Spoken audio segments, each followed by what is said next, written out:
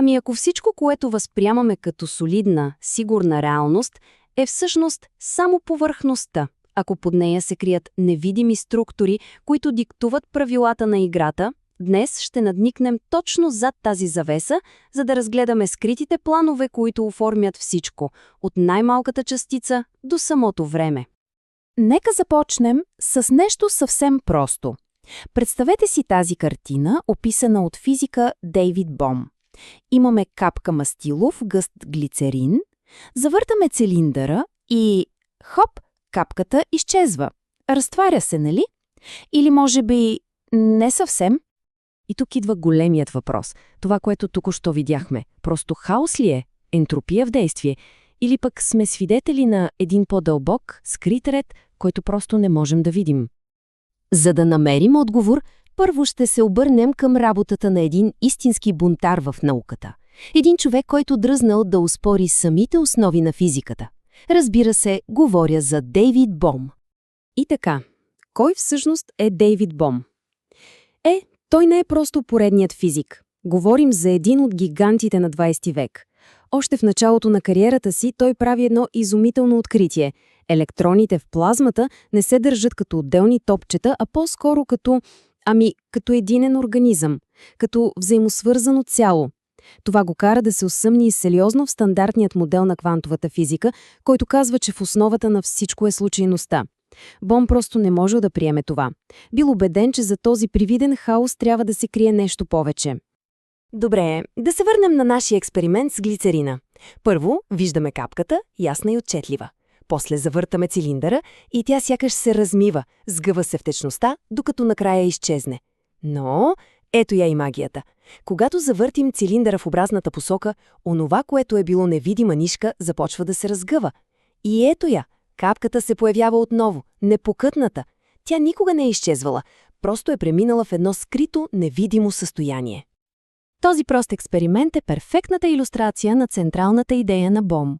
Той въвежда две понятия – имплицитен и експлицитен ред. Нашият свят, този, който виждаме и пипаме, светът на отделните маси, столове, хора, това е експлицитният или разгърнатият ред.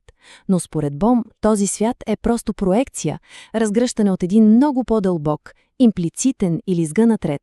Ред, в който всичко е едно неразделно цяло, точно както капката е била сгъната в глицерина. Ако аналогията с мастилото все още звучи малко абстрактно, Бом има още една, може би дори по-силна – холограмата. Знаете как работи, нали? При холограмата цялото изображение е кодирано във всяка една нейна частица. Ако вземете холографска плака и я счупите на малки парченца, всяко парченце все още ще съдържа целия образ. Ето това е идеята на Бом. Може би цялата Вселена е такава. Цялото е сгънато във всяка една нейна част. И всичко това ни води до неговото наистина революционно заключение, изразено тук с неговите собствени думи.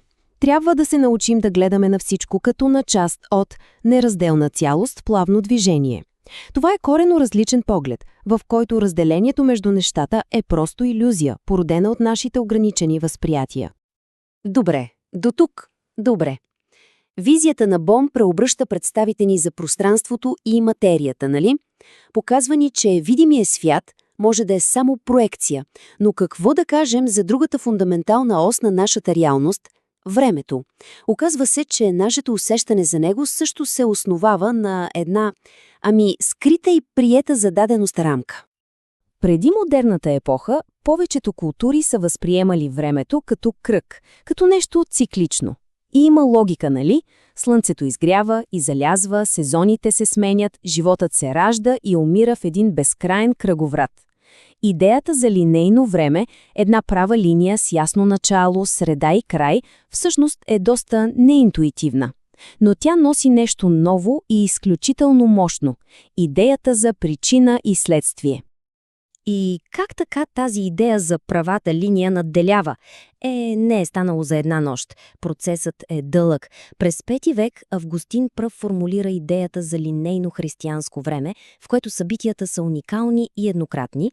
После, векове по-късно, идват механичните часовници, които откъсват времето от природните цикли и го превръщат в абстракция. Нютон бетонира тази идея в класическата физика, а дори Айнщайн, който разклаща всичко друго, запазва фундаменталната линейност на времето. И ето го ключът към всичко. Цялата модерна наука, ама цялата, се крепи на тази невидима рамка на линейното време. Самата идея да търсим причина и следствие, да правим експерименти, които могат да бъдат повторени, всичко това е възможно само ако приемем, че времето тече в една посока. Без тази рамка, научният метод, какъвто го познаваме, просто не би съществувал. И сега е момента да съберем двете части на пъзела. Какво е общото между неортодоксалната физика на Бом и историята на времето? На пръв поглед нищо, но всъщност връзката е дълбока. От една страна имаме идеята на Бом, според която поведението на всяка видима частица се ръководи от един по-дълбок, скрит, имплицитен ред. А от друга страна имаме науката, в която структурата на всеки един експеримент се ръководи от една приета зададеност, невидима линейна времева линия.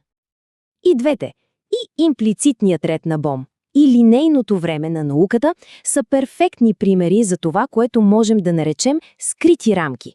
Това са невидимите организиращи принципи, които структурират нашият осезаем свят.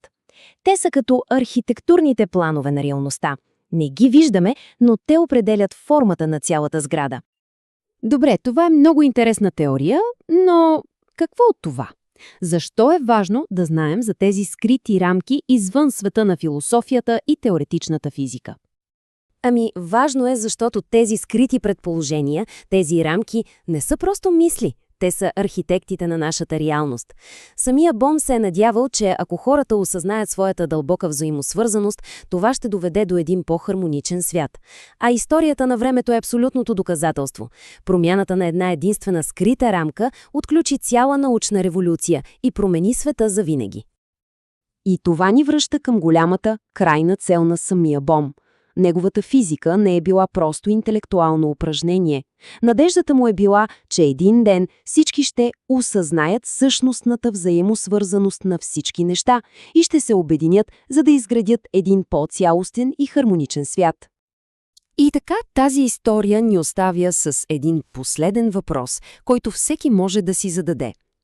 Кои са другите скрити рамки, другите невидими предположения, които приемаме за даденост и които тихо и незабележимо оформят реалността, в която живеем?